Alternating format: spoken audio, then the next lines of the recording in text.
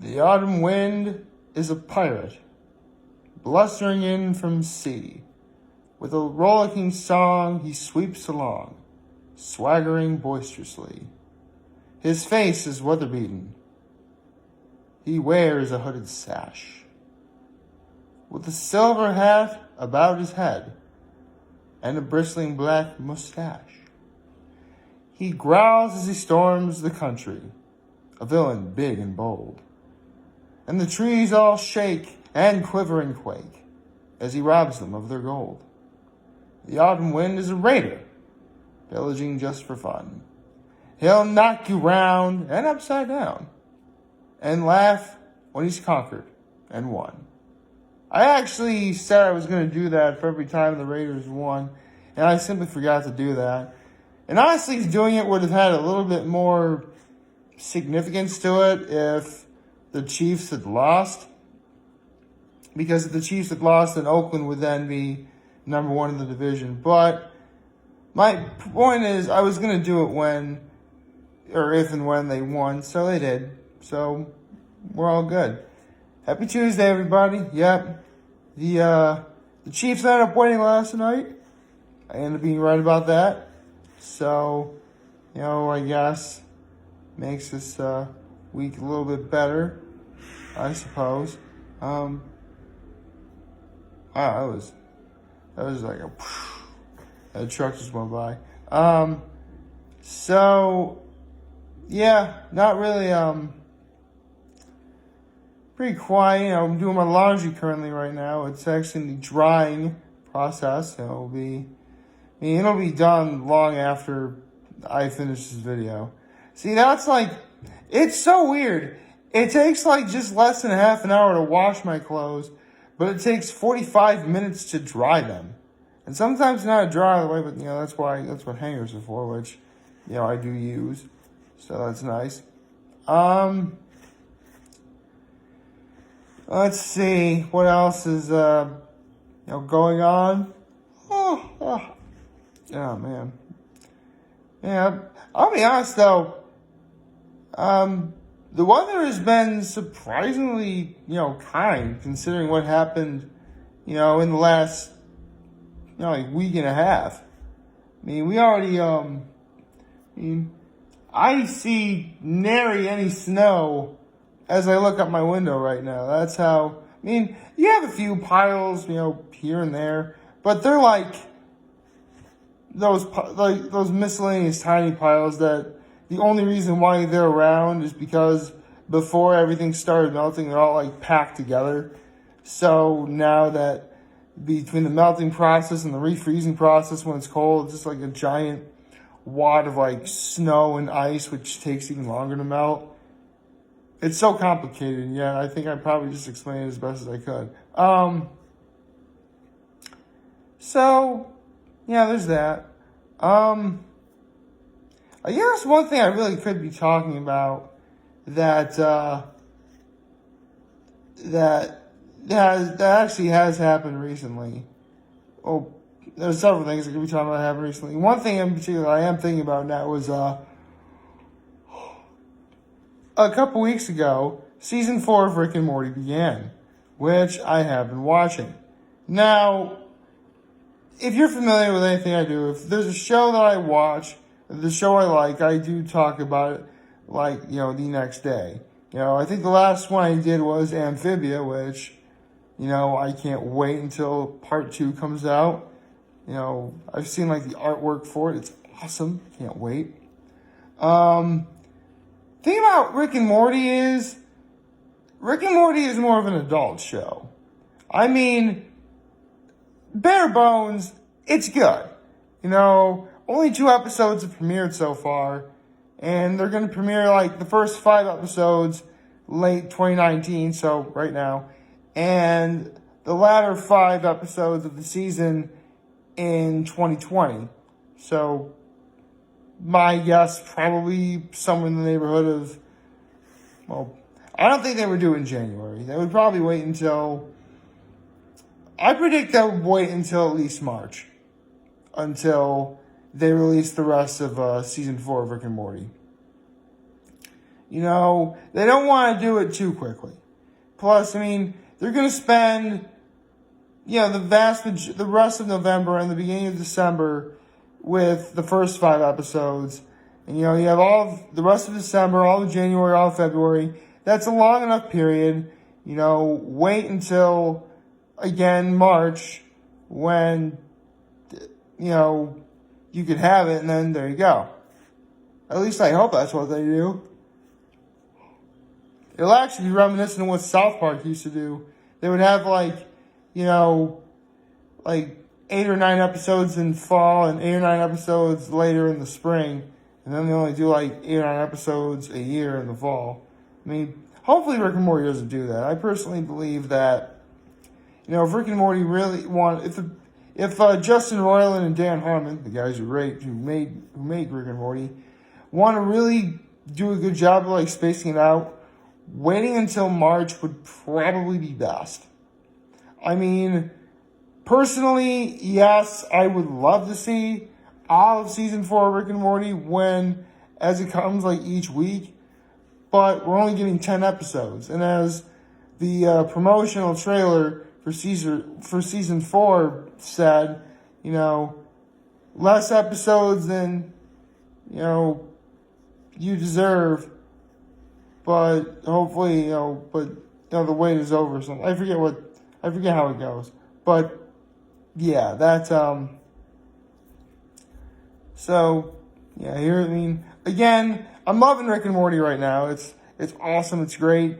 I would go into detail about, the episodes again, but, so much stuff happens in Rick and Morty that there's no way I really could be able to explain it all in, due fashion. See, the thing about Amphibia that made it so easy to talk about was because everything, yes, it takes place where a girl travels to another world surrounded by, frogs and toads and, newts and other creatures like that. But when it comes to the bare bones of each individual story, it is pretty simple. Here, Rick and Morty, yeah, the plots are simple and you can follow the story. And this is the B part of what I'm trying to say. Rick and Morty, again, is a show for adults. There really isn't much I could say that would, appeal to adults and children. See, that's another reason why Amphibia works so well, because, I'm going to be turning 30 in a few weeks. I'm going to be, talking about, I'm still going to be talking about Amphibia, but that's going to be okay because, there are jokes on there that really do appeal to me. I can watch and be like, oh, that was clever, that was funny. I can watch that, and, children can be admired by the hand-drawn animation, the colors, and, the characters are fun as well, so, yeah. Technically, yes, children really could do that for Rick and Morty, but I don't really know if that'd be appropriate for children. Just saying. Yeah. So, glad I got that out of the way.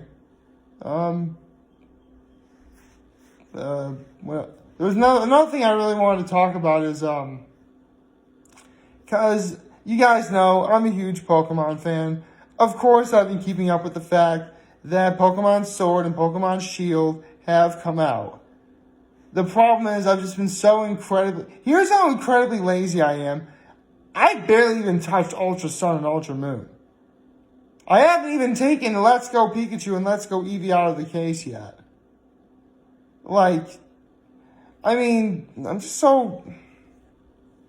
just procrastinating a lot, I just don't really have the time to, do much of that. I barely played God of War. Seriously, I am so behind on my gaming where I would need, a week and I still wouldn't be done with everything I need to do. So, yeah. So, shame on me, I guess. But from what I've seen right here, it looks pretty awesome. I definitely do want to get it eventually. Maybe I'll get it when the price is reduced. Let's be honest.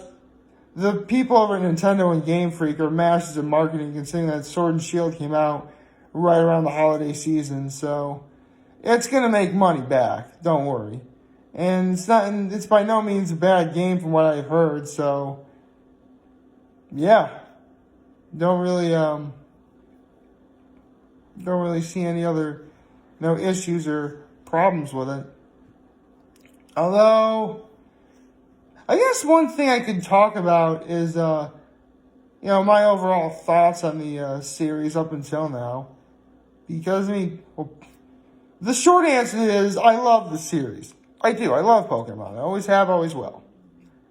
But I had such a terrible experience with Pokemon Red, specifically in Victory Road, where it took me months to figure out the strength puzzle, even with the player's guide, and it just ruined the game for me forever. But, I still kept up with the anime. I still kept up with the fact it involves creatures fighting each other that range from cute and adorable to creepy looking and scary, and again, they fight each other. What more could I ask for? You know what? You know what it is? They are essentially kaiju fights, only they're smaller than an actual city skyscraper. That's what they are. Pokemon is essentially kaiju fights, but without destroying city property. That's what it is. No wonder why it appeals to me.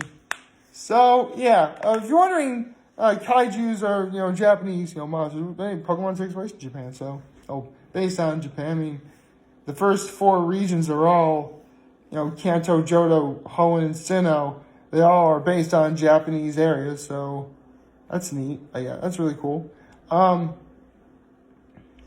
So it took until Pokemon Diamond to get me back into the game.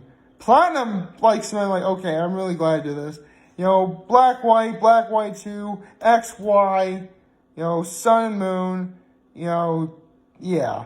I love the series as a whole, and I'm going to continue to love it to this dying day. Although, I'm sure some of you diehard Pokemon fans are wondering this very question, so I'll answer it for you. I don't have a favorite starter. I don't. The whole point of having a Pokemon starter, with the exception of maybe Chikorita and Gold, Silver, Crystal, Heart Gold, and Soul Silver, is that they are not only your first, but they're supposed to help facilitate, the beginning, middle, and end of the game. You don't need to use them, they're just nice to have.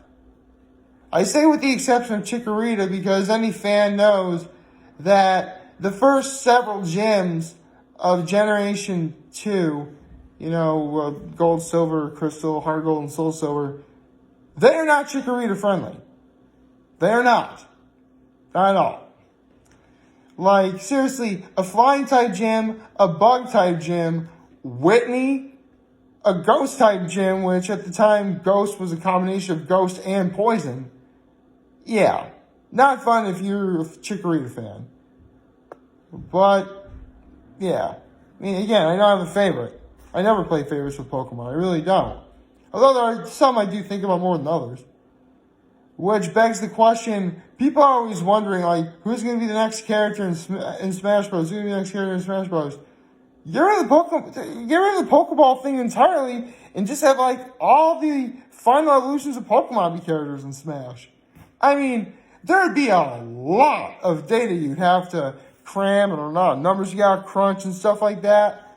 But if you got it to work, oh my goodness, if you got it to work. Seriously, no one would ever want another fighting game ever again.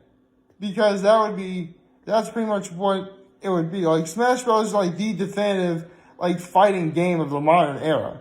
That, Street Fighter, and Mortal Kombat are the best fighting games you're ever going to see. And some of the Dragon Ball Z stuff. Now, I play the Dragon Ball Z stuff, but I'm a Dragon Ball Z fan, so I would know this. Glad I got that over with. So, yeah, I don't have Sword and Shield yet. I'll probably get sometime during the holiday or after the holiday. And, yeah. That's really about all I have to say on that matter. And finally, yesterday I alluded to one video that I'll pretend that I am going to be doing, which is my top 10 Super Bowl matchups that I want to see. Oh, sorry. My computer screen went off. That was weird. It's just like, it went like black and, oh, there we go. We have light now. So, where was I? Oh, yeah. One rule that I am going to stress upon when I do that video is, in order to be a Super Bowl matchup that I'm going to be talking about in that video, you have to make the playoffs. You need to be one of the 12 teams, top 4 and then the 2 wild cards in each division in the playoffs in order to be a potential, choice on the list that I will be making. So there's that. And you're probably thinking, well, he's just going to do all Cowboys games. And actually, I can't. Because let's say the Cowboys do make it to the Super Bowl. You have only one of 6 other teams from the AFC who could potentially get there. Even if I were to make it all Cowboys games, it would only take up just about half the list. Actually, the entire middle of the list. I'll explain that when we get to it.